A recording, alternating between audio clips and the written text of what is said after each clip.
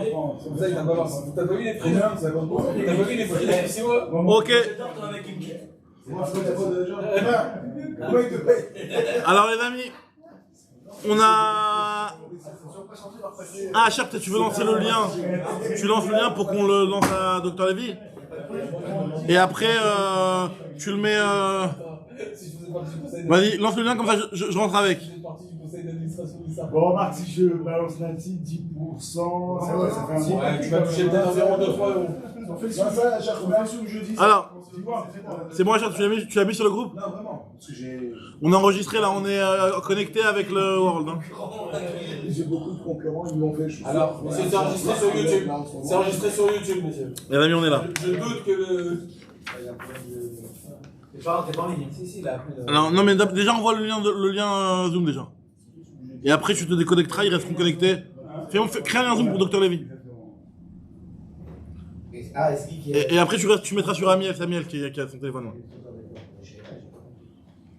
Voilà, on est là, les amis. Donc, Bedrat Hashem, on est à Nun Dalet Amoudbet, on en est aux 2 points. Alors, je remets dans le contexte. Et on va enchaîner, c'est un petit peu la suite d'hier. Même si c'est 2 points, mais c'est la suite d'hier. Hier, vous avez fait 3 tapis, je comprends pas. Hier, on a bien avancé, Baruch Hashem, c'était 1h00 dessus. Non, 1h00. Toujours un mot de ça, vous faites. On rattrape tout. Parce qu'on sait comme hier, le Shabbat après-midi avec Gabi, ils font ça, on va. C'est pas ça, c'est que. Les gars, vous démarrez à 10h du soir le DAF. Ah voilà, il rappelle. C'est vrai que vous avez commencé tard. C'est pour ça qu'on n'arrive pas à se réveiller pour se lire. C'est un peu tard, quoi. 10h. Alors, c'est bon. C'est bon, super, c'est bon.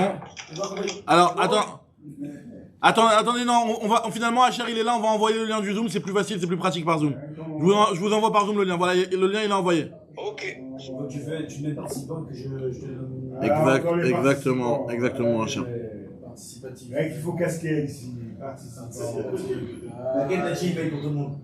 Justement, je vais lever les frère. Je vais lever bien. Les deux pieds. Bien. Alors, on est là. Avec tout ce que j'ai tapé sur tes cartes bleues, de toute façon, tu peux taper. Bon, on est là. Je ferai avec des SS, quoi. Asher, t'as le numéro de la Révolute de Nachi ou pas? Non, mais il faut couper les trucs là. Voilà, on est là. On fera tout ça. Allez, on commence. Asher, laisse-le rentrer le truc, voilà. C'est bon, on est là. Et tu mets Amiel en... Sinon, ça va.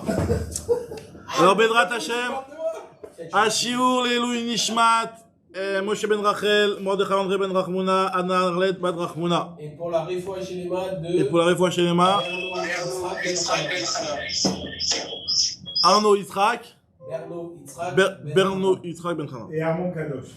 Et Armand Kadosh. Amen. Voilà, on est là. Alors, les amis. Donc, Bedrat Hashem. On en était à Dafnun Dalet Amoudbet aux 2 points. Ve'en Mosifin al Arba'im Veshmone.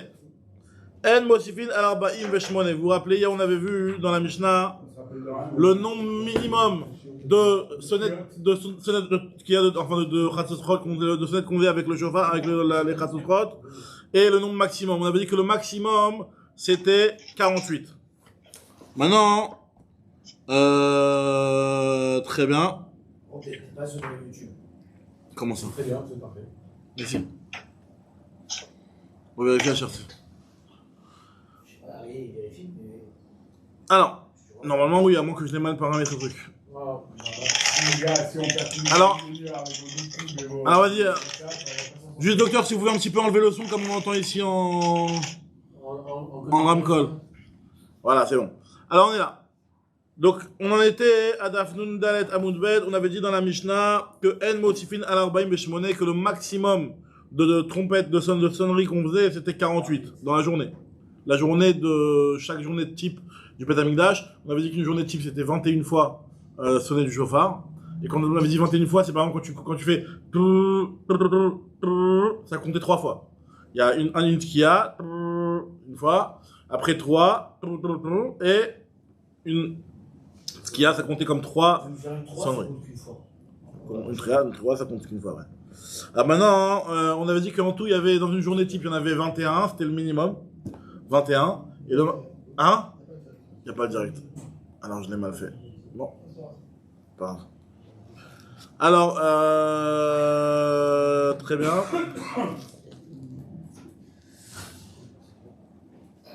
Super, les amis. Maintenant, le truc, c'est que on va voir finalement s'il n'y a pas d'autres cas où effectivement tu peux trouver plus de 48 fois où on sonnait le chauffard. On avait vu hier qu'effectivement il y avait d'autres cas qui étaient 48 et on les a pas tous cités. D'accord? Ça, on avait vu ça hier. On a vu qu'il y avait au moins 2 cas où on arrivait au résultat de 48 sonneries dans la journée, mais on ne les a pas tous cités. On a cité que le cas. Alors c'est un riou, c'est ce qui était fait avec la Simra. Il y en a qui étaient juste Mishum Simra, mais donc finalement on le faisait dans le Beth Amikdash. Après, on avait vu que il y en a qui étaient faits tous les jours, mais qui n'étaient pas un riou, à tel point que le Shabbat tu le faisais pas. Par exemple, à l'ouverture du Beth Amikdash, on sonnait. Il y en a qui disent qu'à l'ouverture du Beth Amikdash on ne faisait pas Shabbat parce que c'était pas obligatoire. C'est juste pour annoncer. Ce qui est dérangeant, c'est qu'il y a des tchiotes de Rosh Hashanah. Elles sont c'est pas une simcha, tu vois les tchiotes qu'on a au Rosh Hashanah. Ok. C'est pour se recueillir, etc. Et tout. Et là, c'est des tchiotes inversés, quoi, on va dire. De joie. Ouais. Et elles ont, de ce que j'ai vu vite fait là. Normalement, les tchiotes, c'est de la simcha. Elles ont le même rythme qu'à Rosh Hashanah, c'est ça? Il y a des tarat. Ah oui, tarat, c'est les mêmes séries. Que ce soit Rosh Hashanah ou ici on parle de Beth Amikdash, c'est toujours du tarat. Le sens est inversé en fait. Le sens, ouais, c'est un autre sens. Ici, c'est plus dans le sens de la Simra, plus que dans le sens du Yom Hadin. Mais là, c'est des chassotros, c'est pas du chauffard tout ça. C'est pas du chauffard, c'est du chassotrot. Il y avait aussi un accompagnement chauffard, mais principalement c'est des chassotrot. Il a raison. Alors on y va. Là, ce qu'on parle, c'est quoi? C'est chauffard plus chassotrot ou chassotrot? Chassotrot plus chauffard. Pas chauffard plus chassotrot. Chassotrot plus chauffard. C'était des chassotrot principalement. Et on faisait un petit peu accompagnement de chauffard. Alors, nous dit la Gemara, ah bon, il n'existe-t-il pas des cas où il n'y a plus que 48 vélo, veha, ika, ereva, pesach, shichal, liot, beshabbat. Pourtant, il y a aussi le cas de Erev Pesach qui tombe Shabbat. Alors, Erev Pesach qui tombe Shabbat, c'est-à-dire que Shabbat, Pesach qui tombe quand? Il tombe Yom Rishon. D'accord? Donc, dans ce cas-là, on sait que il y a le Moussaf, alors elle va tout de suite nous les compter. Deil Rabbi Yehuda Chamishim vechada, veil Rabbanan Chamishim vesheva. Si d'après Rabbi Yehuda, alors on a vu hier qu'il y avait une discussion entre Rabbi Yehuda et Chachamim, est-ce que à Pessah, on avait déjà vu dans Masechet Pesachim, qu'il y avait le Am Israël était divisé en 3 groupes. Et chaque groupe rentrait dans le Beth Amikdash, faisait la chuta de son Korban Pessah en chantant le Hallel, et on a dit qu'on faisait à chaque fois 3 fois le Hallel par groupe, parce qu'il y avait tellement de monde que pour qu'ils finissent leur shritot, il y avait 3 fois le Hallel. Et à chaque Hallel, il y avait 3 sonnettes de trompette. Donc sur chaque groupe, il y avait 9 tkiyot finalement. La première 4, la deuxième 4, et la troisième 4, il y a une discussion dans la Gemara. Est-ce que aussi on arrivait à faire 3 fois le Hallel, ou alors il restait tellement peu de monde qu'on faisait qu'une fois le Hallel. On avait vu dans la Mishnah qu'il y a l'avis de Rabbi Yehuda qui dit que la troisième 4, il y avait tellement peu de monde qu'on n'arrivait même pas à Hafti, qu'on avait déjà terminé de liquider les restants dans la troisième catégorie. Donc finalement, d'après ça, en fonction de Rabbi Yehuda ou de Rabbanan, on va avoir pour le Korban Pessah soit 9 x 3, 27, ou soit 9 x 2, donc 18, plus 3 seulement, 21. D'accord? Soit 21, soit 27. Maintenant, à part ça, on a les korbanos de tous les jours classiques qui étaient 21. On a vu que tous les jours il y avait 21 trompettes. 21 plus le korban moussaf de Shabbat, où on fait aussi 9 tkiyot. Ça fait 30. 30 plus les 21 du korban Pessah, ça fait 51. 51 et... Pardon?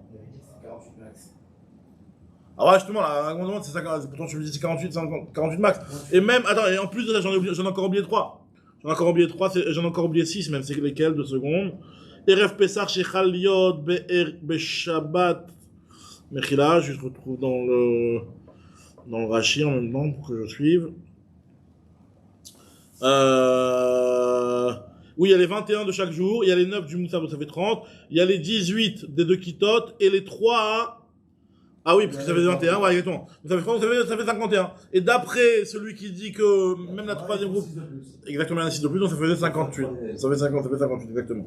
Donc il y en avait soit 51, soit 58, donc tu vois bien qu'il existe un cas de figure où tu peux arriver à plus que 48. On a dit que c'était maximum 48. Le cas où Pessah tombe un dimanche, donc ce qui veut dire que Erev Pessah, le moment où on fait Korban Pessah, tombe un Shabbat, il y a 51 au minimum, 51 d'après un avis, ou 58 d'après l'autre. Trompette ou cheval. Trompette. Rassosrot. Donc c'est peut-être ça la différence, parce que c'est pas le même son. Non, c'est Rassosrot aussi même. Parce qu'on a jusqu'à maintenant, on parlait aussi que de trompette. Non, pas dit au chauffard. Non, c'est pas cheval, c'est trompette. Non, Dans mais les... Rosh Hashanah, il dit. Non, oui, mais non, on parle pas de Rosh Hashanah. On parle pas... C'est la même chose, Non, le chiyuv de Rosh Hashanah, ce qu'on fait à Rosh Hashanah, c'est du chauffard, t'as raison, c'est autre chose. Maintenant, là, ce qu'on faisait au moment des korbanot, les sons qui étaient faits au moment où les Lévim chantaient, etc., c'était fait avec des chassosrot, avec des trompettes, qui étaient en métal, quoi. C'était vraiment de... Alors, maintenant, nous dit la Gemara, je reprends dans les mots. Vélo, Véaïka, Erev Pessar, Shechaliot, Béchad, pendant le cas où Erev Pessar tombe en Shabbat, des Il Rabbi Yehuda, que ce soit d'après Rabbi Yehuda, on avait 51, parce que d'après Rabbi Yehuda, le troisième groupe ne recommençait pas 3 fois. Ve'il Rabbanan, et si c'est d'après Rabbanan, où le troisième groupe aussi reprenait 3 fois, il y a 58, 57. Rameshin, Ve'Sheva, qui t'a rajouté 6, 51 plus 57.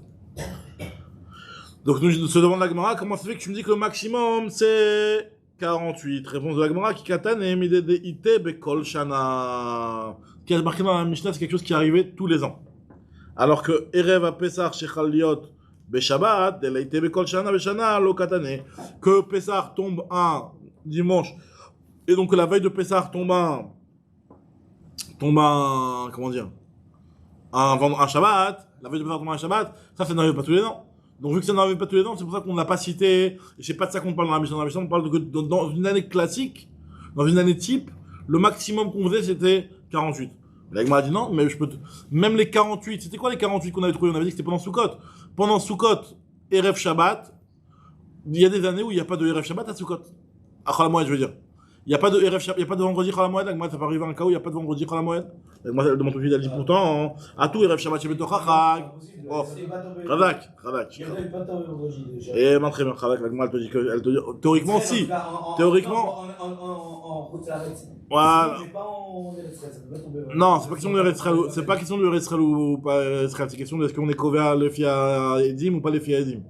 Est-ce qu'on est couvert le mois selon les Edim ou pas. En tout cas, regarde ce que la Gemara va dire. À tout Erev Shabbat, Shebetoch Chachag, Mi Ite, Bekol Shana. Et est-ce que finalement le cas de vendredi qui tombe à Chol HaMoed pendant la fête de Sukkot, est-ce que c'est quelque chose qui existe tous les ans? On dit, il y a une de l'hommage Kachatle, des fois il n'y a pas.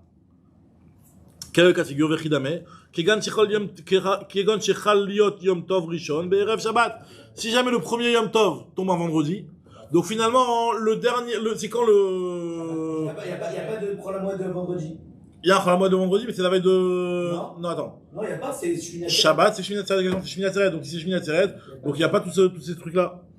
Donc on dit la Gemara, dans ce cas-là, il n'y en aura pas 48, donc tu vois bien que tu m'as cité un cas de 48, qui est un exemple qui arrivait pas forcément tous les ans. Alors c'est vrai que tu peux très bien répondre que ça arrive le rov du cas, alors que le cas de Erev Pessah qui tombe un Shabbat, ça n'arrive pas le rov du cas. Voilà, la Gemara n'a pas considéré que c'était une réponse qu'on devait dire ici.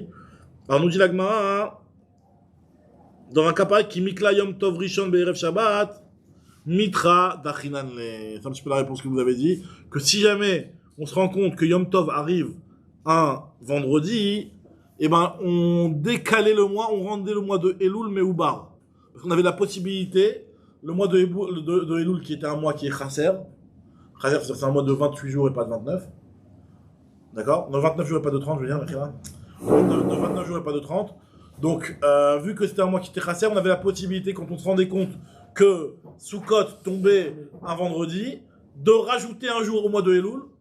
C'est-à-dire qu'en fait, c'était dans... La Gemara va tout expliquer pourquoi on faisait ça. Quel est l'intérêt de faire ça et... C'est surtout que j'ai l'impression que ça peut pas... Enfin, aujourd'hui, ça peut pas tomber. Non, aujourd'hui, on ne fait pas les fiaria, on ne fait pas selon ce que le vrai renouvellement, on le fait selon un calcul. Maintenant, le problème, c'est de savoir, est-ce qu'à l'époque, avec où il y avait les dîmes qui venaient, qui témoignaient, voilà, le mois de... on a vu la Levana, donc soit Mekadesh Tokodesh aujourd'hui, d'accord? Est-ce que ça pouvait arriver? Ils étaient Mekadesh 30 jours. Voilà, donc normalement on te dit qu'en général, le mois de Elul c'est un mois qui était chasser. Et même quand on faisait le calendrier sans les Edim, le mois de Elul c'est un mois qui est systématiquement mis comme chasser. Maintenant la Sheila va être de savoir est-ce qu'on peut, quand on a un tzorer, lorsqu'on a un intérêt, et là on va voir ici quel est l'intérêt, est-ce qu'on peut rajouter un jour parce que ça nous intéresse? Parce qu'on est intéressé. Voilà Joseph. Attends, normalement, quand les 10 000 venaient, on fixait Rosh Chodesh. Exactement. C'est-à-dire, maintenant, s'ils sont intéressés à faire un mois de 30 jours, Ouais. ils viennent, ils font quoi? Ils leur disent le bail, Si... Il faut comme s'ils sont venus. Exactement, bisous. Ok, on a bien reçu ce que vous dites, mais on va attendre. Là, aujourd'hui, à la limite, je sais même pas s'ils prenaient le temps de les recevoir parce que ça servait à rien. C'était bracha levata, quoi, ça servait à rien. Alors pourquoi ils étaient intéressés? Alors, la question. Quand ça peut être le 30e jour qu'ils voient la lune, non? Ça pouvait être.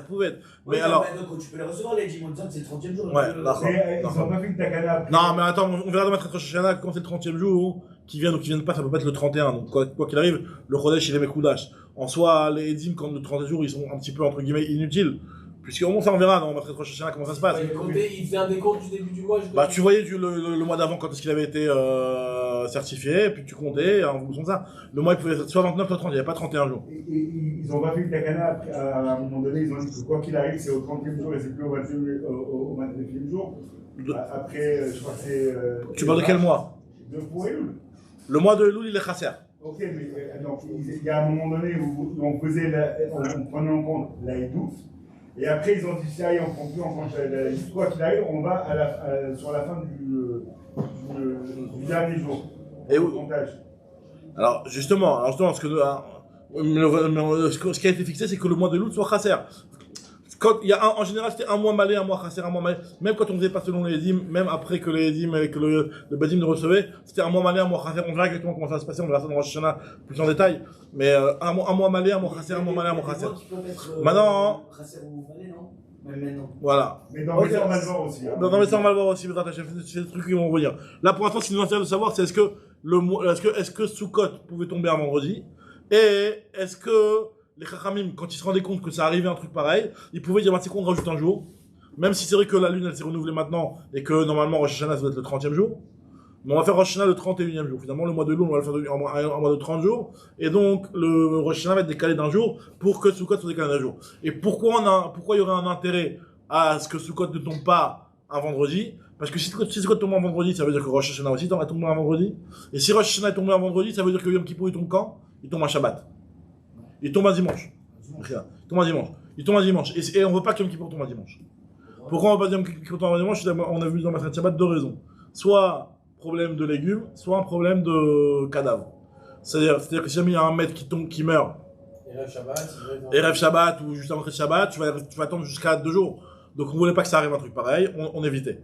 Et aujourd'hui, ça ne peut pas tomber Shabbat, ça peut pas tomber dimanche. Bah non. Non, parce que ça peut pas tomber. Voilà. Et autre raison qui est marquée dans la Gemara, à cause des légumes, parce que comme les types, on voulait qu'ils aient des légumes frais, Motza et Kippour, et s'il y avait les Shabbat la veille, c'est-à-dire qu'ils devaient prendre des légumes qui avaient été cueillis 3 jours avant, et donc ça, les légumes, ils perdaient leur fraîcheur, donc il n'y a pas de frigo à l'époque, donc c'était un problème de fraîcheur des légumes. Ça c'est, ça Meshum Metaya, ça Meshum Yarkaya, on avait vu ça dans Maseret Shabbat, que c'est pour cette raison qu'on voulait pas que Yom Kippour tombe un lundi. Et comme on voulait pas que Yom Kippour tombe un lundi, un dimanche, un dimanche, donc comme on voulait pas que Yom Kippour tombe un dimanche, donc on faisait en sorte, lorsque on se rendait compte de cette chose-là, de rajouter, de méhaber le mois de Elul pour que finalement ce soit en décalage. Et donc c'est pour ça que la Gemara te dit que même si c'est vrai que théoriquement, si Sukkot tombe un vendredi, il n'y a pas trop la Moed qui tombe vendredi, mais ça on évitait tout le temps. On voulait pas qu'une chose pareille arrive. Alors, regardez dans les mots, ça donne quoi? Qui mikla yom tov rishon berev shabbat mitra dachinane, on le repoussait. Maïtama, pourquoi on le repoussait? Qui van de yom tov rishon shel chag berev shabbat, puisque yom tov rishon de Sukkot tombait un vendredi, yom kippourim et matave, le yom kippourim il tombait quand? Bechad be shabbat. Il tombait un dimanche. Et on voulait pas que yom kippour tombe un dimanche. La Gemara ici t'explique pourquoi. Je te rapporte les deux réponses, les deux explications qui sont importantes dans le Shabbat, à cause des Irakot ou à cause des morts. Il carte d'achinane, c'est pour ça qu'on était doré. Alors, moi, je dis, ah bon, est-ce que tu peux être doré une chose pareille? est-ce que tu peux docher Yom Kippour pour ne pas que Yom Kippour tombe un dimanche? Je vais trouver que Yom Kippour, il y a marqué dans des Mishnayot que Yom Kippour peut tomber un dimanche, parce que dans des Mishnayot, on t'envisage le cas où Yom Kippour tombe un dimanche, puisqu'il y a une Mishnah, dans Maseret Shabbat, qui parle, est-ce qu'on a le droit d'offrir les restes des korbanot du Shabbat le dimanche qui est Yom Kippour? Donc ça veut bien dire que Yom Kippour peut tomber un dimanche. Il y a marqué dans là, est-ce qu'on est doré, est-ce qu'on repousse? Pourtant, il y a une Mishnah, Shabbat, les graisses qui sont restantes des korbanot de Shabbat, Krevin, Yom Kippourim, tu peux continuer à les offrir à Yom Kippour. Donc ça veut bien dire que ça tombe un dimanche. Et deuxième preuve, Ramar Rabbi Zera aussi, il y a une autre preuve de Rabbi Zera, qui a Vinan Berav Bevavel. Lorsque moi j'étais à la yeshiva de Rav à Bavel, on avait l'habitude de dire que la braïta suivante, elle va d'après tout le monde. C'est quoi la braïta suivante? Détania, ce qui est marqué dans la braïta, Yom Kippour Shechal Yaterev Shabbat. Si Yom Kippour tombe un vendredi, donc en autre cas, Yom Kippour qui tombe un vendredi. Alors là, Lo Ayu Tok'in, on ne sonnait pas. Les fameuses trompettes qui annonçaient l'entrée de Shabbat. Normalement, on annonce l'entrée de Shabbat par des trompettes, 3 pour dire aux gens d'arrêter de travailler, 3 pour dire que ça y est, Shabbat est rentré. 6 trompettes. Et ça, vu que le vendredi c'était Kippour et que personne ne travaillait à Kippour, donc on faisait pas ça. Alors, et en réalité, parce que finalement, c'est pas seulement par rapport aux ménachot d'ouvrir son magasin qu'on faisait des trompettes. Même s'il y avait des ménachot qui étaient autorisés à Kippour et interdites à Shabbat, ça aurait déjà justifié qu'on fasse de la trompette pour dire voilà, maintenant, ces ménachot-là, ne les faites plus. Par exemple, entre Yom Tov et Shabbat, où il y a une différence, où Yom Tov, tu peux faire Ochel Nefesh, et Shabbat, tu peux pas faire du Ochel Nefesh, il y a quand même la trompette pour dire voilà, ça y est, maintenant, on rentre en Shabbat. Machou Wacher. D'accord? Maintenant, nous dit la Gemara que Rabbi Zera, au départ, il expliquait cette braïta qui nous dit que si jamais Yom Kippour tombe un vendredi, Lo Ayu Tokvim, on sonnait pas. Ou Motzei Shabbat, Lo Ayu Madim. Et pareil, Motzei Shabbat, si jamais Yom Kippour tombe à Motzei Shabbat, on faisait pas la Havdalah. Alors que normalement, on sait que quand il y a Yom Tov qui tombe à Motzei Shabbat, on fait Havdalah, on va Kodesh le Kodesh. D'accord? Pourquoi? Parce que Yom Tov, c'est moins Kadosh que Shabbat. Donc, on fait Avavdim el Kodesh le Kodesh. Donc lui, donc on voit bien, et nous dit cette braïta là qu'on ne faisait pas de Havdalah entre Yom Kippour et Shabbat. Pourquoi? Parce que quelque part ils ont le même niveau de Kedusha. Même si finalement il y a une petite différence quand même au niveau du Chiyuv Mita ou Chiyuv Karet. Mais en tout cas, il y a quand même, c'est le même niveau de Kedusha, c'est le même Isurim. Il n'y a pas de Ochel Nefesh à Yom Kippour. Donc on faisait pas de Havdalah puisque tu restais dans le même Isur. Donc en tout cas, ce qu'on voit ici dans cette deuxième braïta là, c'est que ça peut tomber un dimanche. Ça peut tomber un vendredi, ça peut tomber un dimanche. Alors nous dit l'Agmara, c'est un Agmara, hein? En cas d'Havdalah, c'est pas seulement que c'est le même Isurim. Par exemple, quand il y avait Tisha B'Av qui tombait après Shabbat, on faisait pas Havdalah parce que alors, techniquement on peut pas manger. Oui, non, mais même au moins dans la Tfila, tu fais le Todienu, tu fais l'Havdalah, tu fais quelque chose. Tu dis à Mavzim el Kodesh, le Kodesh, c'est vrai que t'as pas de code ici pour faire l'Havdalah, t'as raison.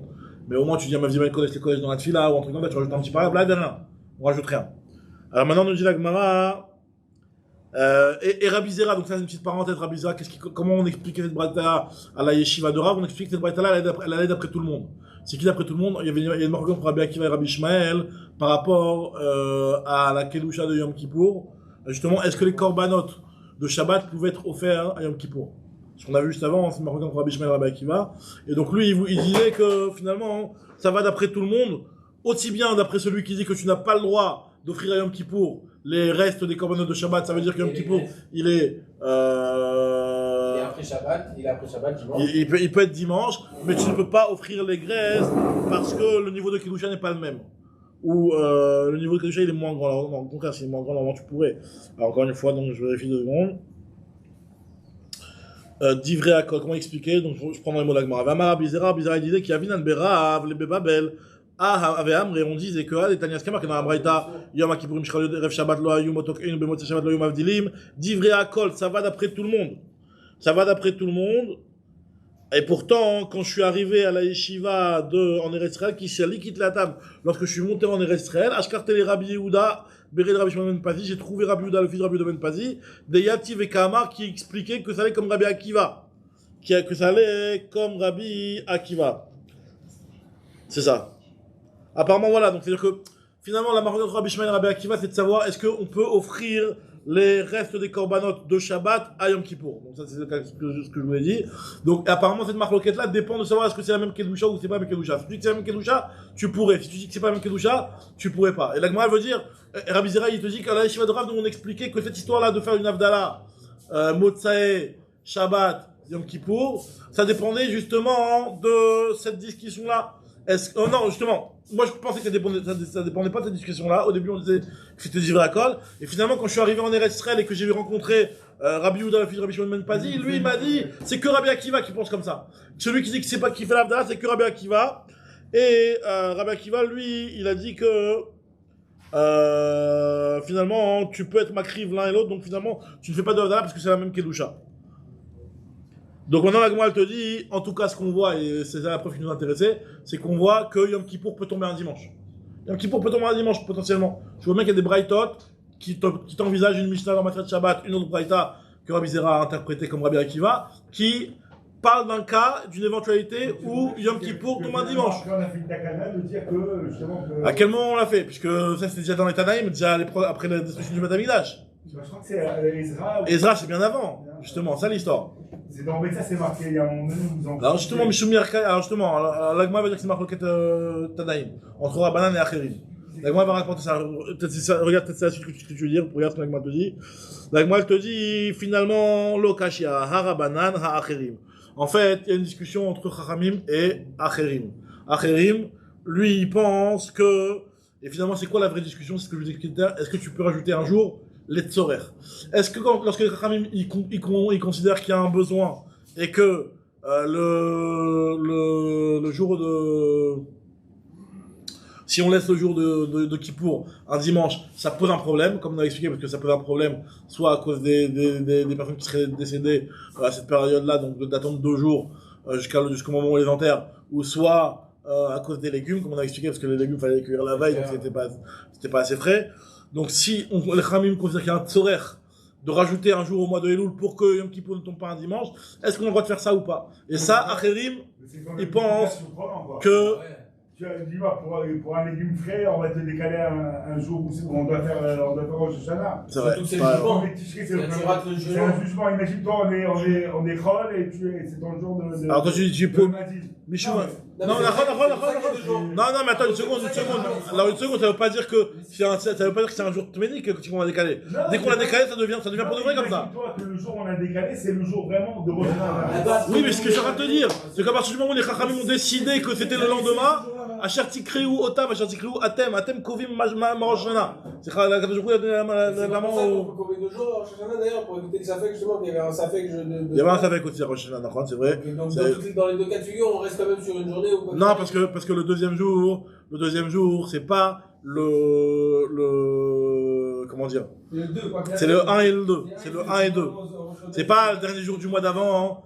En général, nous, quand on fait 2 jours à Rosh Chodesh, c'est le dernier jour du mois d'avant et le premier jour du mois d'après. Là, c'est les 2 premiers jours. Ok, donc on continue, on regarde ce que nous dit l'Agma. L'Agma nous dit qu'en fait, c'est une discussion entre Acherim et Rabbanan. Est-ce qu'on a le droit de décaler le Chodesh des Tzorer? Khalak Asher, tu reviens bientôt alors? Non, t'as cher. Des fois, il part à 16h là, mais il part maintenant. Cher modèle, hein, n'oublie pas, il est alors, Les serpents. allez, alors. les espèces. De Tanya, Acherim Omrim. Cher Bazou, n'oublie pas les espèces. Je vous amène les chocolats pour prochaine. Acherim Omrim. En ben Atzeret le Atzeret. ואין בין ראש השנה לראש השנה אלא 4 ימים בלבד. ואם הייתה שנה מעוברת 5. Acherim nous dit, regarde ce qu'il nous dit Acherim. Donc nous on s'est posé la question, est-ce que c'est possible d'avoir un Rosh Hashanah, un Rosh Hashanah qui tombe un vendredi, donc un Kippour qui tombe un dimanche, un Sukkot qui tombe un vendredi, donc toutes ces choses-là, est-ce que, enfin c'est la même chose, c'est le même cas, donc Rosh Hashanah vendredi, Kippour dimanche, Sukkot vendredi, et donc pas trop la mouette qui tombe vendredi.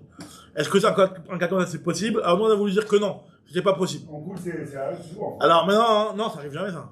Non, enfin oui, le deuxième jour de Yom Tov, tu veux dire, ouais, ça c'est pas sûr, frère. Maintenant, en tout cas, la Gemara te dit qu'il y a la vie de Acherim. Acherim, lui, il te dit comme ça, il te dit que d'une année sur l'autre, le Rosh Hashanah tombe toujours soit 4 jours après le Rosh Hashanah de l'année dernière, soit 5 jours si jamais c'est Shana Meuberet. Parce que quand on rajoute Shana Meuberet, c'est toujours un mois qui est Chasser. Ça veut dire que si par exemple Rosh Hashanah il tombe un mardi comme cette année, alors tu vas l'année prochaine, il tombe mercredi, jeudi, vendredi, Shabbat. Mais comme c'est Shana Meuberet, donc dimanche. C'est Shana Meuberet, donc c'est dimanche. Donc, normalement, Ah non, ça va tomber lundi qui pour, d'accord. non, mais t'as raison. Donc, Non, a priori, d'après ce calcul-là, ça tomberait un dimanche, effectivement. Donc, Non, c'est Rosh Hashanah dimanche. Rosh Hashanah, oui, Rosh Hashanah, Qui pour lundi. ah, Khadak. Oui, mais même Rosh Hashanah dimanche, ça tombe pas normalement. Ouais, ça tombe pas. Non, ça tombe pas Rosh Hashanah dimanche. Pour une autre raison, t'as raison. Pour une autre raison, c'est une autre souga, ça Rosh Hashanah tombe pas dimanche. Parce que si la prochaine ça tombe un dimanche, on est. Non, mais justement, alors attends, donc c'est ça, donc lui, Acherim te dit comme ça, lui te dit, il n'y a pas de Rochmot. Acherim te dit, il n'y a pas de Rochmot. On décale pas comme on veut. Il te dit que d'une année sur l'autre, tu peux certifier, tu peux partir, tu voyages sur la Lune.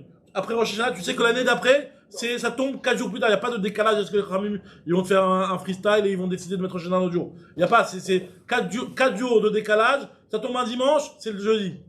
L'année d'après. Voilà, c'est comme ça. 4 jours après. 4 jours après. C'est-à-dire dimanche. Si par exemple Rosh Hashanah tombe dimanche, donc lundi, mardi, mercredi, jeudi, c'est ton jeudi l'année d'après. Et si c'est une Shana Meuberet, ça tombe un vendredi, bon, comme c'est pas. Alors, d'après Acherim, c'est possible, ça tombe un vendredi. Donc il te dit que c'est comme ça officiel. Pareil pour Shavuot. En ben Atzeret la Atzeret, ben Rosh Hashanah, et là, Arba Yamim Bilvad, Veimat Shana Meuberet Hamisha. Donc on voit ici qu'Acherim qui pense lui on décale pas. Donc effectivement, d'après Acherim, tu peux trouver des cas de figure où Rosh Hashanah tombe un vendredi, et donc Yom Kippour qui tombe un dimanche. Ça, tu peux les trouver. Donc, c'est ça les braïtot qu'on a vu. Mais nous, ce qu'on a vu dans notre Mishnah, où on a dit que le maximum qu'on avait, c'était 48 trompettes. Et donc, ça n'existe pas 51. Alors que c'est vrai qu'il y avait le cas de Pessah qui tombe. Non, mais là. Oui, ça, on a dit que c'est vrai qu'il y avait le cas de Pessah qui pouvait tomber un vendredi, mais ça n'arrive pas tous les années. Ah, tu vas me dire le cas de Chalamoed Sukkot, où tu m'as dit qu'il y en avait 48, ça n'arrive pas toutes les années aussi. Si, ça arrive toutes les années. Parce que de dire que une année où Sukkot tomberait un vendredi, ça, il n'y a pas. Cette Mishnah-là qui dit que ça n'existe pas une année où Sukkot tombe un vendredi, et donc où il n'y a pas de Chalamoed le vendredi, cette Mishnah-là, elle va comme Chachamim qui sont en désaccord avec Acherim.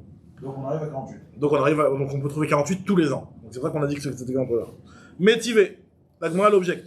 Donc là maintenant, en fait, finalement, on va objecter sur l'avis on a vu hier un avis, vous vous rappelez, on a vu hier un avis qui disait que quand il y a un moussaf, il y a plusieurs moussafim, par exemple Shabbat, Rosh Chodesh, ou alors Rosh Hashanah, où il y a Rosh Hashanah Shabbat, où il y a Rosh Hashanah, Rosh Chodesh, Shabbat, à chaque fois, on sonnait 9 trompettes différentes pour chacun des moussafim.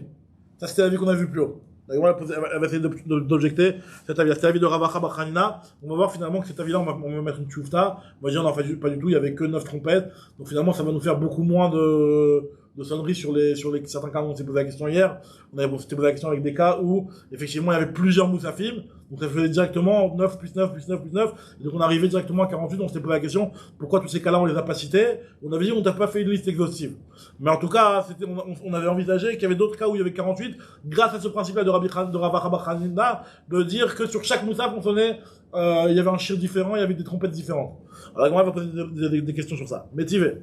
Rosh Chodesh Yichal Yod Beshabbat. Si jamais Rosh Chodesh tombe à Shabbat. Shir Shel Rosh Chodesh, Doché Shir Shel Shabbat. Le shir de Rosh Chodesh Baruch Nafshi, il était doché le shir de Shabbat. Au Beth Amikdash. Donc déjà, très bien. Non, avant Tadir. Alors, Tadir, Véchéno Tadir Kodem, c'est pour dire lequel tu vas le faire, lequel avant. Tu fais les deux, mais lequel tu vas faire avant. L'Agma va dire. Là, on va le zapper carrément. D'accord. L'Agma déjà se pose la question, tu vois bien qu'il y a 2 moussafim et on fait qu'un seul shir. Tu me dis bien, on est doché. L'Agma dit, on est juste en train de te dire que c'est doché parce que tu es makdim le Rosh Chodesh à Shabbat. Et maintenant, la question que tu poses. L'Agma pose la question que tu demandes. Veimita l'Ema de Shabbat. T'as qu'à dire celui de Shabbat. Si vraiment, comme tu me dis toi, Rabbi Hanina, on faisait un shir sur chaque korban, tu devrais faire un shir sur le korban de Shabbat, sur le Shabbat aussi. Veimita de Rosh Chodesh, tu devrais dire les deux. Amarav Safra, Maï doché les kadem. Il le repousse pour dire qu'on va le faire avant, mais on va le faire aussi celui de Shabbat. Mais on va faire d'abord celui de Rosh Chodesh. L'Agma pose la question. Ve'amai, Tadir, Vesheno, Tadir Kodem. Le principe de Tadir, on doit toujours faire en premier, ce qui est le plus fréquent. Donc c'est quoi qui arrive plus souvent? Shabbat ou Rosh Chodesh? Shabbat. Donc nous dit la Gemara, là-bas on avait une raison de mettre le Rosh Chodesh en premier pour faire un Eker.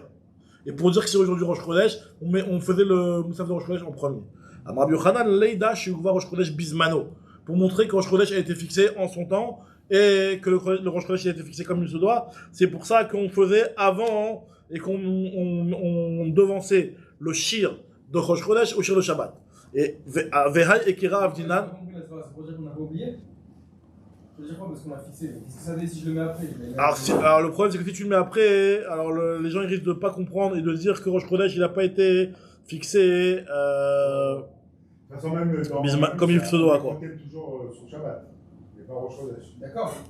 Parce que Rachid dit parce que le Rav des Bnei Anna n'ont pas vu le Chidush à Levana et ils vont se dire attends le Bedin nous font un traloui là ils nous mettent un Rosh Chodesh maintenant alors que c'est pas Rosh Chodesh. Quand on faisait Rosh Chodesh avant on disait ah non on a vu la lune on a certifié que ça a été fait Bismano. Bismano. Par rapport pour que les gens ils comprennent que voilà le Chodesh il y avait plein de gens qui pouvaient être mitlonen ils disaient ouais pourquoi les Kharam ils ont fixé Rosh Chodesh aujourd'hui on n'a pas vu la lune on attend demain. Qu'est-ce qu'ils nous font, etc. Et les gens, ils auraient pu être Megamgem, Badavar, comme Rachid dit. Donc, pour ne pas que les gens soient Megamgem, Badavar, on leur dit, voilà, aujourd'hui c'est Rosh Chodesh. Là, on fait Rosh Chodesh, le shir de Rosh Chodesh avant le shir de Shabbat, pour faire comprendre que le Rosh Chodesh a été fixé bismano, selon ce qu'on a vu, le renouvellement de la lune. Maintenant, nous dit la Gemara, et elle se dit, ok, j'entends que tu veux faire un équerre. Mais moi, j'ai déjà vu qu'il y avait un autre équerre qui a été fait. Excusez-moi. Vehai Kira Avninan, Hai Kira Harina Avninan. Il y a une braïta qui me dit que c'est un autre équerre qu'on faisait. C'est quoi l'autre équerre qu'on faisait? Les Tania manquent une braïta. Chelve Tamid, Chel Shachar, Nitanim, Michatsi Kevesh, Ulmata. Ba Mizrach. Alors, le Kevesh, c'est la pente qui montait au Misbeach. La pente qui montait au Misbeach, elle faisait 32 amot, et elle montait sur 9 amot. Et en fait, c'était un angle, je sais pas combien de degrés, mais en tout cas, c'était une pente qui faisait, voilà, sur une distance de 32 amot, tu montais 9 amot. D'accord? Donc, tu me calcules le cosinus. 90 degrés, le cos. En tout cas. Puis, ça dit. Donc en tout cas, c'est comme ça. Le kevesh c'était comme ça, et le kevesh il arrivait à un certain moment au niveau du Sovev. Donc il y avait le milieu du kevesh, et on te dit que les moussafim de Rosh Chodesh, on les mettait. Vous vous rappelez, on avait vu dans Masenat Yoma. Ah non, j'ai plus le son. Vous m'entendez le son là? Excusez-moi, il y a eu un problème de son apparemment. Alors, et le moussaf de Rosh Chodesh, vous m'entendez ou pas? Le moussaf de Rosh Chodesh, on le mettait, on le déposait, parce qu'en fait, on avait déjà vu dans Masenat Yoma, que c'était fait en deux temps. On faisait Ashrita, on déposait les petites, les membres sur le kevesh, et après il y avait un ma'alé, quelqu'un qui allait venir, qui allait prendre les behemoths et les monter après sur le feu, qui les prenait sur la pente et qui les montait sur le feu du Mizbeach. Mais au départ, on les déposait sur la pente. D'accord? Donc maintenant, on les pose à quel endroit sur la pente? On te dit que les chalavim, les graisses du Tamid Shel Shachar, eux, on les mettait Michatia Kevesh ou le Mata, dans la partie du bas de la pente, du côté de Mizrach. Mizrach, ça veut dire à droite. Dans le Tamid, le Mizrach, il était à droite. Donc, Veshel Moussafin, et sur du Moussaf, on les donnait dans le Khetsa Kevesh ou le Mata Bemara. Vers l'entrée du Tamid, exactement. Tandis que le Moussaf de Rosh Chodesh, on les mettait sur la moitié Maharav. Chez le Rosh Chodesh, ça c'est les moussafim. C'est ça, on sait Mechila, c'est le moussaf en général. Pas le moussaf de Rosh Chodesh. Et le moussaf de Rosh Chodesh, on les mettait Tachat Karkov à Mizbeach ou le Mata, vraiment tout en bas. Donc en tout cas, on voit que l'emplacement où on plaçait les Evarim du Korban Moussaf de Rosh Chodesh, c'était déjà un équerre qui nous faisait bien comprendre qu'il y avait Rosh Chodesh. Et c'est ce que Rabbi Yochanan nous dit. Rabbi Yochanan, Leda Shukva Rosh Chodesh Bismano. La raison pour laquelle on faisait comme ça et qu'on les mettait pas d'une autre façon, c'est pour montrer que le mois il a été fixé en fonction bismano en fonction de la lune qui avait été vue en son temps. Donc finalement il y a déjà un équerre qui a été fait. Pourquoi tu veux me faire en plus de ça un autre équerre? Enfin, pourquoi tu me parles toi d'un autre équerre qui était de devancer? C'est un équerre de mettre les viandes de Korban à un endroit différent. Comme il dit que la raison pour laquelle on faisait ça, c'est pour montrer, pour signaler aux gens, leur dire voilà, quand on met les varim, on les met de ce côté-là, c'est que le Rosh Chodesh a été fixé selon notre Reïa, selon Bismano, selon ce qu'on avait vu. D'accord, donc il voyait les variations. Voilà, donc c'était bon. Maintenant, la Gemara nous dit très kirav dinan, on fait 2 équerres. Dechazé haïchazé, dechazé haïchazé. On faisait 2 équerres. Soit tu pouvais, celui qui avait eu l'occasion de voir à quel endroit était placé. Voilà. Il n'y a personne qui va voir. Bah, au Beth Amikdash, ouais, si, il y avait. Quoi Les Kohanim qui étaient à l'intérieur du Beth Amikdash. Les Kohanim qui étaient à l'intérieur du Beth Amikdash, qui étaient dans le de Yerushalayim, qui voyaient quoi. En tout cas, ça veut dire que c'est à Yerushalayim, voilà, on parlait de ça, on disait voilà, t'as vu aujourd'hui, il y a eu le shir de Rosh Chodesh, il a été fait avant le shir de Shabbat, t'as vu aujourd'hui les varim les chalavim du Moussaf, ils ont été mis là-bas à tel endroit, donc voilà. La Gemara continue à objecter. Donc finalement, pour l'instant, il n'y a pas d'objection sur Ravacha. Une deuxième objection que la Gemara essaie de faire sur Ravacha, mais tive detane Rava bar Shmuel, yachol keshem shitok'im al Shabbat bifnei atzmo ve al Rosh Chodesh bifnei atzmo, kach yiyu tok'im al kol Musaf ou Musaf. Il y a une braïta qui me dit clairement, est-il possible que de la même façon qu'on sonnait sur le Shabbat, quand le Shabbat était tout seul, on faisait de la trompette sur le shir de Shabbat. Quand Rosh Chodesh tombe tout seul, on fait de la trompette sur le shir de Rosh Chodesh. Est-ce que c'est possible que lorsque Shabbat et Rosh Chodesh, on fait de la trompette sur les deux? La Gemara te dit non, il y a marqué Talmud Omar ou Braché Chotchechem. Alors on va voir c'est quoi exactement le limite de Braché Chotchechem. La Gemara va tout de suite expliquer, mais en tout cas on voit clairement que cette braïta-là nous dit qu'on ne sonnait pas 2 fois de la trompette quand il y avait et Shabbat et Rosh Chodesh. La Gemara prend ça du passage ou Braché Chotchechem qu'on sonnait qu'une seule fois. Ou Braché Chotchechem on sonnait qu'une fois, on sonnait pas une fois sur le Moussaf de Shabbat et une fois sur le Moussaf de Rosh Chodesh. Donc Tchoufta de Rabbi Acha, Tchoufta. Donc là carrément la vie de Rabbi Acha, il a été mis en Tchoufta. Et donc le limud de ça, c'est-à-dire que quand il y a ah voilà, la Gemara pose toute la question Maït Talmuda, comment c'est quoi le limud de ça? Comment tu apprends de Braché Chotchechem? Tu apprends qu'il y avait qu'une seule trompette et pas 2. Alors nous dit la Gemara, Maraba, il y a Marikra ou Braché Chotchechem ou Kshu kol chodashim kulam zelazé. Le fait qu'il y a marqué ou Braché Chotchechem, ça veut dire et les mois. C'est-à-dire qu'en fait tous les mois ils ont le même nombre de trompettes. Ça veut dire qu'il y a des mots de Shabbat, il y a des mots de pas Shabbat. Donc ça doit être la même chose. On sonne que pour le Moussaf de Rosh Chodesh. Ravashi Amar, Ksiv Chad Shechem. Il y a Chod Shechem et il y a Chodesh. Il y a comment on dit là? Chod Shechem ou Chodesh Shechem. En fait, il y a Chodesh Shelachem ou à Chodashim Shelachem.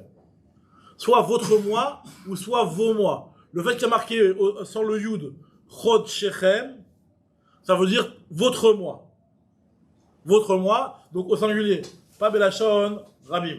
Et donc ça veut dire qu'il n'y a qu'une seule, il y a qu'un seul modèle de sonnerie de trompette pour un mois. Tout doit être identique. Ouais, mais dans le pasouk de Mechela, ça ne matche pas. Parce que le pasouk, c'est ou bien aussi Ratem ou Racher, ou bien ou moi, tout est au pluriel. Comment tu vas dire que là... Non, par exemple, Moadechem, Amoed Shilachem. Ah ok, donc t'es ou tout au singulier ou tout au pluriel. Ouais, c'est quoi au début? Oubiyam Simchatchem. Il n'y a pas marqué Oubiyam Simchatchem, Oubiyam Simcha Shilachem, Amoed Shilachem, ou Rosh Chodesh Shilachem. Ou Braché Chotchechem. Alors c'est vrai, t'as raison que le Raché, on fait comprendre que c'est au pluriel, on parle tous les mois. Mais le fait que dans le mot Chodesh, il n'y a pas le Yud, qui fait, et donc ça donne une connotation de singulier. Donc on fait la dracha de là que, quelque part, tous ces mois doivent avoir une singularité, enfin, être communs plutôt, et tous avoir une identité unique. Alors maintenant, nous dit l'agma. Urtiv ou braché. Ah ouais, mais c'est ce que je dis. D'un côté, il y a marqué Chadash Shechem, sans le Yud, et d'un côté, il y a marqué Braché. C'est ce que je dis. Alors moi, je te dis, Ezeu Chodesh Yesh Lo Shnei Rashim. C'est quoi le mois? Alors ouais, Mechila, en fait la dracha elle va plus loin, j'ai oublié celui d'Agma. L'Agma dit, il y a marqué Ubraché, il y a marqué Chotchechem. Chotchechem sans Yud, c'est au singulier. Ubraché, c'est au pluriel. Donc c'est quoi le mois qui a ces deux facettes-là, qui a deux chapeaux, qui est et Rosh Chodesh et Rosh Hashanah. C'est Rosh Hashanah. Qui est le Rosh de deux choses. Il est 2 fois Rosh. Il est Rosh de l'année, il est Rosh du mois, ce jour-là. Ezeu Yom, Ezeu Chodesh Yesh Lo Shnei Rashim, et on vient de Rosh Hashanah, Ve'amar Rachmana, Chotchechem Chadou. La Torah te dit que même si c'est Rosh Hashanah et Rosh Chodesh, et qu'il y a 2 Moussafim, et ben finalement Chadou, tu feras qu'une seule trompette pour les deux. Donc de là on apprend que une seule trompette pour tous les korbanot, donc Tchoufta sur Ravacha finalement. La vie de Ravacha, il est mis en Tchoufta. On nous dit avec Maveot Tanya, il y a marqué dans la Braïta, et une autre Braïta, Bechulo Shel Moed, Barishon Ma'ayu Omrim, Achol HaMoed, Barishon, Ma'ayomrim. Donc le premier jour de Chol HaMoed, là on va voir maintenant les chants qui étaient faits à Chol HaMoed, Sukkot, dans Beth Amikdash. Barishon, donc le premier Chol HaMoed, qu'est-ce qu'on faisait? Donc Barishon, c'est-à-dire le deuxième jour de Sukkot, le premier Chol HaMoed, qu'est-ce qu'on faisait? On faisait Ma'ayomrim, Avu Lashem Beneelim. Basheni Ma'ayomrim, Velaracha Amar Elokim. Alors Velaracha Amar Elokim, c'est Malekha Tabechukai, c'est un télim aussi. Donc Rashi explique un petit peu, chacun a une relation avec la fête, soit parce qu'on parle du fait de devoir donner les matanot anim, soit parce qu'on parle de la teshuva qui a été faite, ou soit on parle des choses qui sont en rapport avec la fête. Chacun de ces mizmorim là, celui-là de Binou, hein? Non, nous on fait pas ça, non. C'est vrai que nous on fait pas ça. Donc, au Beth Amikdash, c'était ce qui était fait avec chacun des moussafim. Binou Barim Ba'am, Mechila, j'ai perdu la ligne. Bashlishim Ayu Omrim, Miyakumli Mereim. Le Shlishi, on disait Miyakumli Mereim. C'est un petit peu ce qu'on fait dans le Cherchel Yom. Barvi Omrim, Mayu Omrim, Binou Barim Ba'am. C'est le même télim comme Rachid explique, mais c'était découpé en deux parties à l'époque. Et on prenait la première partie, on la faisait le jour numéro 4, et la deuxième partie, on la faisait le jour numéro 3. C'est dans le désordre, comme Rachid explique. Bachamisha Mayomrim, le cinquième jour, qu'est-ce qu'on disait? Asirotim Isival Shirmo, c'est aussi un shir qu'on fait dans le Cherchel Yom. Bachishi Mayomrim, Yamotu Kolmos de Aretz.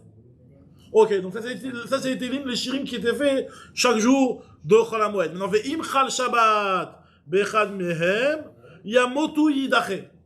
Si jamais Shabbat tombait à Chol HaMoed, alors c'était Yamotu qui était repoussé. C'est quoi? C'était le dernier qui était repoussé. Ça voulait dire que finalement, lorsque Shabbat tombait dans Chol HaMoed, on faisait Shabbat, le shir de Shabbat, et finalement on décalait, finalement, ce qui était le troisième jour, il va être fait le quatrième jour, ce qui était fait le deuxième jour. Si par exemple Shabbat tombe le troisième jour, ce qui est fait le troisième jour va être fait le quatrième jour. On va pas effacer celui du troisième jour et laisser la suite telle quelle. On va, nous, on fait pas, par exemple, nous, quand, on va décaler le tout. Quand il y a un Chol HaMoed de fête qui tombe le Shabbat, on fait pas, nous, par exemple, on fait pas les Choniranena, tous les trucs de Shabbat, on les saute. Je crois qu'ils sont en rapport. Bah, c'est un peu ça, quoi, je pense. Hein.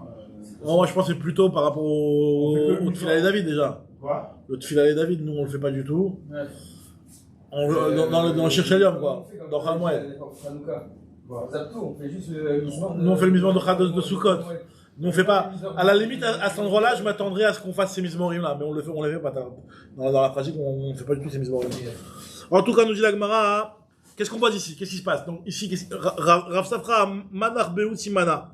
Rav Safra lui il fait un siman, Behai. Alors, Behai, en fait, c'était ce que je vous ai dit tout à l'heure. Il y avait le mot, il y avait le Miyakumli Immereim ou Binu Boarim Ba'am. Si vous regardez, chez moi, c'est la lettre Dalet, la lettre E dans les psukim. En fait, finalement, c'est le même Teilim. L'un, c'est Tzadik Dalet, Tetzain Yud Tet. L'autre, c'est Tzadik Dalet, Chet Yud. D'accord? C'est le Teilim Tzadik Dalet. Dans ce Teilim Tzadik Dalet, il y a une marque locale, ce qu'on faisait dans le bon ordre ou pas dans le bon ordre. Si vous regardez tel que c'est cité dans la Braïta, on faisait la deuxième partie du Mizmor le jour numéro 3 et la première partie du Mizmor le jour numéro 4. Donc ça veut dire que finalement, on inversait l'ordre du Mizmor. Il était découpé en deux et on faisait dans l'inverse. Donc Rav Safra lui te dit que Behai. Ouais, Joseph. Le Tzadik Dalet, il était fait. À quel jour il était fait le Tzadik Dalet? Il était fait le 3e et 4e jour de Sukkot. De Chol HaMoed de Sukkot. De Chol HaMoed de Sukkot. 3e et 4e jour. Pourquoi? C'est marrant parce que. Non, c'est marrant parce qu'au final, quand tu regardes le Tzadik Dalet, c'est un peu un truc de vengeance. C'est un truc de. Qu'on lit le mercredi, nous. Quel Nekamot, ouais. Mercredi. Nahon. El Nekamot. Nahon. Alors, Rashi, il explique. Et tu dis que normalement, t'es dans le Kolva, t'es en. Alors, exactement. Alors, Rashi explique qu'en fait, ce Mizmor-là, il parle des Matanot Aniyim, qui était vu que c'était le Zman où on ramassait et on finissait notre récolte. Donc, c'est à ce moment-là qu'on devait donner les Matanot Aniyim. Donc, dans ce Mizmor-là, on parle des Matanot Aniyim, comme il y a marqué dans le Mizmor, Binu Boarim Ba'am. On leur dit, ne croyez pas que finalement personne ne va vous voir. Et on dit qu'Anotea Ozen Aloishma, celui qui a planté l'oreille, tu crois qu'il va pas écouter ce que vous dites. Donc prenez cette initiative d'aller de donner les matanot au Anim comme il se doit. Donc ça c'est ce que c'est pour ça qu'on disait ce passouk là. En fait t'as raison, c'est un passouk, c'est un télim qui met un petit peu la pression. T'as raison, c'est justement le but de la démarche, de mettre la pression. Déjà voilà, on listait Stilina, voilà, donnez la tzedaka comme il faut. Maintenant vous avez ramassé votre champ, donner la tzedaka pour ne pas louper, voilà, justement, pour ne pas que l'anime reste en galère.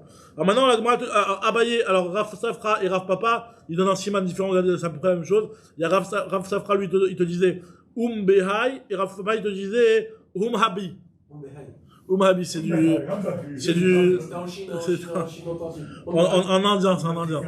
En tout cas, voilà, donc c'est quoi la différence? C'est est-ce que justement on inversait ou pas l'ordre de ce Télim Tzadik Dalet? Est-ce qu'on commençait par Binou Boarim Bam ou est-ce qu'on commençait par la première partie? Et Rav Papa, il te disait, Rav Papa, il te donne un cinéman, Habi, ça c'est ce qu'on a dit, et bien Simanar, Amboua décifré. Alors, cifré, ça vient du Lachon Rav Safra, et Amboua décifré, c'est l'effervescence qu'il y avait à l'école. Et que ça fait référence à quoi? Achille explique que c'est que lorsque on emmenait les enfants à l'école, il y avait les parents qui étaient dans la cour de l'école, dans le mavoy de l'école pour attendre leurs enfants et pour voir comment ils étudiaient bien chez le Rav, etc. Donc c'était une notion qui s'appelait Amboua décifré. L'effervescence qu'il y a autour de l'école. Et donc ça, tu comprends que Amboua, c'est ce siman de Amboua, hein, il a été dit par Rav Safra. Alors nous dit la Gemara, juste on va terminer sur ça. Donc finalement, Tchoufta de Rabbi Hanina, Tchoufta, là aussi on voit une Tchoufta, puisqu'on voit bien que lorsqu'il y a le jour de Shabbat, on décalait ce shir. Et on faisait pas les deux shirim. Donc on a dit que on faisait les deux shirim, on faisait la trompette deux fois aussi bien pour le moussaf de Shabbat que pour le moussaf de la fête. Donc là tu vois bien que quand ça arrive Shabbat, on décalait le tout. Donc encore une fois, une Tchoufta sur Rabbi Hanina. Nous dit la Gemara, pourtant Rabbi Hanina, il a apporté une braïta. Il a pas dit des choses n'importe comment, il a apporté une preuve. Vers Rabbi Hanina, Kraou Matnita, il a apporté un pasuk, il a apporté une braïta. Amaravina, Lomar, Shema Richin, Betkiot.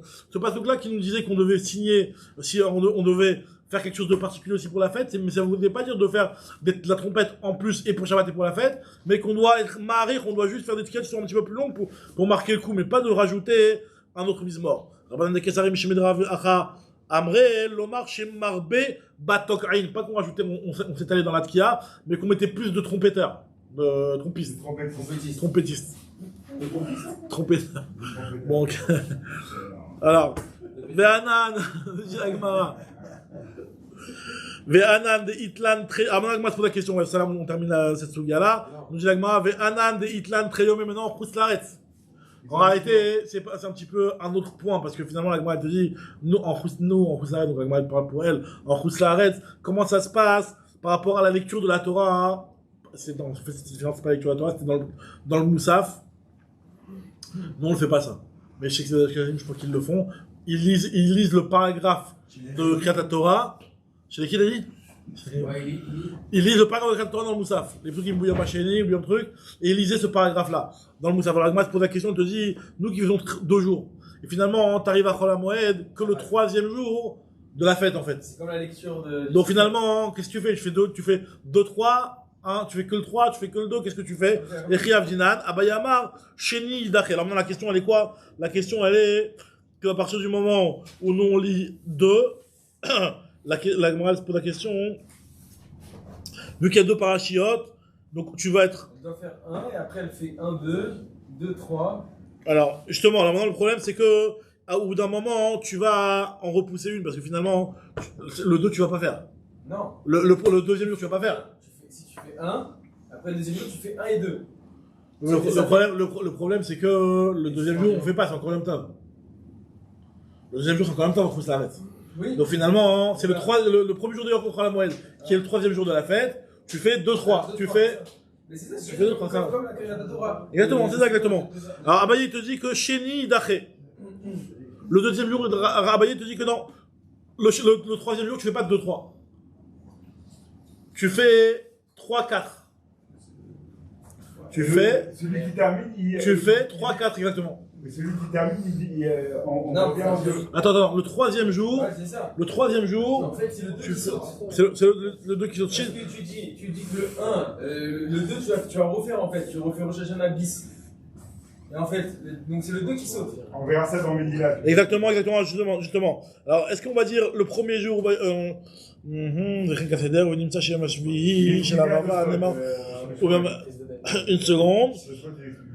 Alors la Gemara ici elle te dit que Rava lui te dit qu'on repoussait le 2e et Abaye te dit qu'on repoussait le 2e jour et Rava il te dit qu'on repousse le 7e jour. C'est-à-dire quoi qu'on repousse le 7e jour? Alors peut-être dans le numéro, on va reprendre ça demain, parce que ça je l'ai pas bien vu, on va reprendre ça demain, j'ai pas envie de dire peut-être... Khavak, Bezrat Hashem. Khavak à vous.